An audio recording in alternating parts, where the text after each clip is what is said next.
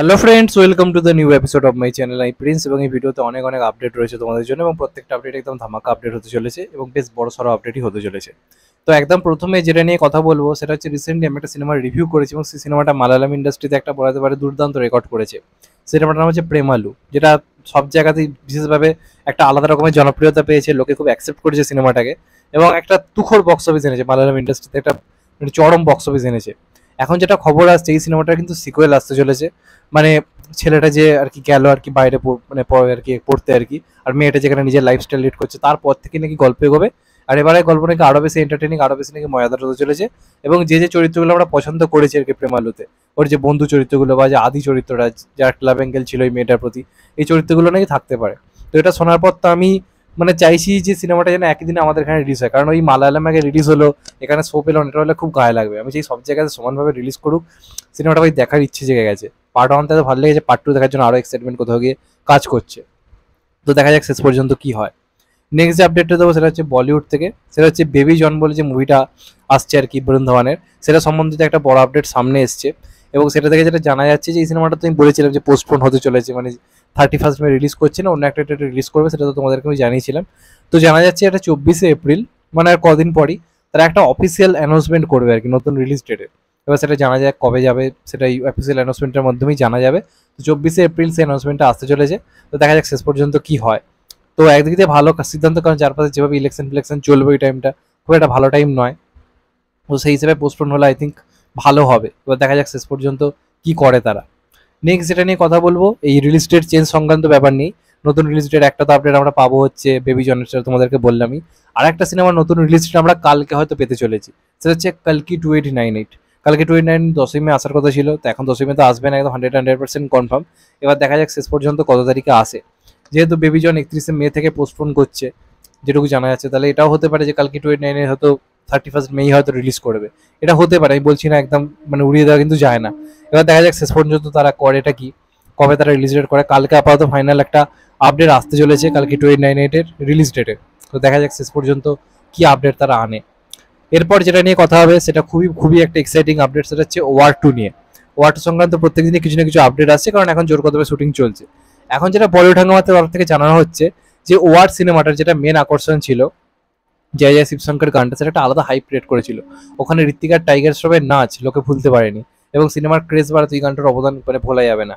আলাদাই একটা মহল তৈরি করে দিয়েছিল এই গানটা। তখন যেটা জানা যাচ্ছে ওয়ার 2তেও কিন্তু এরকম একটা গান থাকবে এবং এখানে আমরা ঋত্বিক এবং এনটিআরকে চরম নাচতে দেখবো।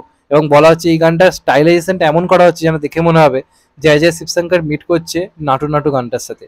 এমন ধরনেরই কম্পোজিশন প্রীতম মানে করতে চলেছে, এমনই খবর আসছে। এবং গানটার কোরিওগ্রাফিও সেই লেভেলের হতে চলেছে। মানে এনটিআর এবং ঋত্বিককে দুজনকে একটা এনার্জেটিক পারফরমেন্স আমরা দিতে দেখবো। এবং দুই ইন্ডাস্ট্রি দুই এত বড় তারকা, তারা যে একসঙ্গে এরকম একটা গানে নাচে, এর থেকে বড় কিছু হতে পারে না। তো দেখা যাক শেষ পর্যন্ত কি হয়। এটা একটা বিগেস্ট আপডেট আই থিঙ্ক। এর থেকে বড় আপডেট সত্যি কথা বলতে গেলে কিছু হওয়া পসিবলই নয়, কারণ এটা মানে বিরাট এক্সাইটিং আপডেট। তো দেখা যাক শেষ পর্যন্ত কি হয়। এরপর যেটা নিয়ে কথা বলবো সেটা হচ্ছে অ্যানিমেল পার্ক নিয়ে। অ্যানিমেল পার্কের নতুন একটা আপডেট সামনে এসছে যে এই সিনেমাটা কবে আসতে পারে এবং কবে থেকে কি স্টার্ট হবে। তো আপাতত মানে রণবীর কাপুর অ্যানিমেল পার্কের আগে তার দুটো কাজ নিয়ে সে ব্যস্ত রয়েছে, তার মধ্যে একটা হচ্ছে রামায়ণ, এটার জন্য অনেক দিন টাইম লাগবে এবং তারপর সম্ভবত ব্রহ্মাস্ত্র 2 এর কাজ শুরু হতে পারে। আর সন্দীপ রেড্ডি ভাঙ্গা এইসবের মাঝে নিজের স্পিরিট বলে যে কাজটা আসতে চলেছে সেটার কাজ নিয়ে ব্যস্ত থাকবে প্রভাসের সাথে। তো এখন যেটা জানা যাচ্ছে সন্দীপ রেড্ডি ভাঙ্গারের নিজস্ব একটা বক্তব্য থেকে যে মোটামুটি এই সিনেমাটা মানে অ্যানিমেল পার্কের শুটিং 2026-এর আগে শুরু করা যাবে না।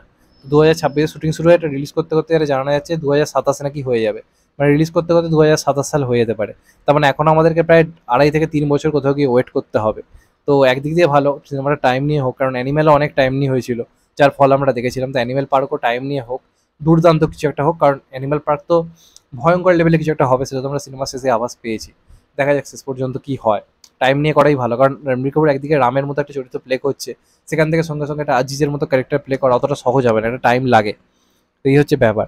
তো এইগুলো ছিল হচ্ছে মোটামুটি এই মুহূর্তের লেটেস্ট আপডেট, যেগুলো দিলাম বলিউড আর সাউথের। এবার কথা বলবো হচ্ছে বাংলা ইন্ডাস্ট্রি নিয়ে এবং সব থেকে বড় আপডেট এই মুহূর্তে তুফান নিয়ে।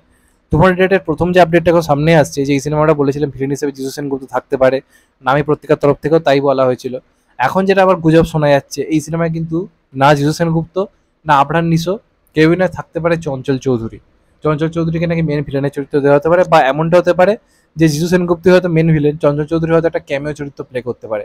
এবং সেটা বেশ একটা ভায়োলেন্স ব্রুটাল একটা ভিলেন টাইপের ক্যারেক্টারই হতে পারে, এমনটা কিন্তু তথ্য উঠে আসছে। এবার এটা নিয়ে ভিডিও করছি কারণ বাংলাদেশের মিডিয়াও এটা নিয়ে কথা বলছে, আমাদের এখানেও দেখছি অনেকে পোস্ট করছে, যে কারণে মনে হলো এই ব্যাপারটা সত্যি হলে হতে পারে। এবার দেখা যাক শেষ পর্যন্ত কি হয়। তবে যিশু সেনগুপ্ত থাকলে আমার মনে হয় দুই বাংলায় বিজনেসের ক্ষেত্রে ব্যাপারটা আরো ভালো জায়গাতে কিন্তু পৌঁছতে পারবে। কারণ যিশু সেনগুপ্ত ভিলেন এই ব্যাপারটাই আমাদের এখানে, আমাদের ওয়েস্ট বেঙ্গলে বিরাট হাইপ ক্রিয়েট করে দিতে পারে। তো যিশু সেনগুপ্তকে আমার তো মনে হয় অবশ্যই রাখা উচিত। চঞ্চল চৌধুরীর অভিনেতা হয়তো আরো ভয়ঙ্কর, কিন্তু যিশু থাকলে আমাদের এখানে আরো বেটার বক্স অফিস হতে পারে বলে এটা আমার ধারণা।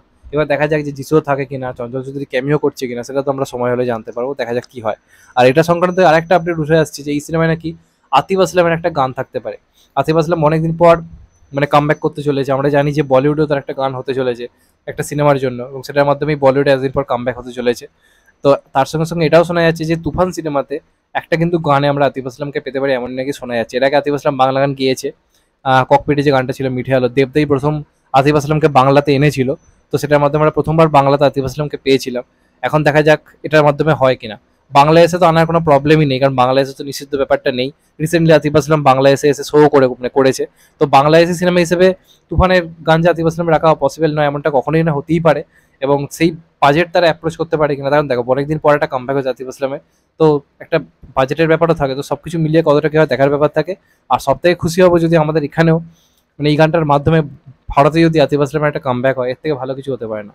মানে আমাদের প্রচন্ড পছন্দের একজন সিঙ্গার, এবং যদি তুফানের মতো সিনেমায় সাকিব খানের গলায় যদি আমরা আতিফ আসলামকে পাই, মন্দ হবে না, খুবই ভালো হবে।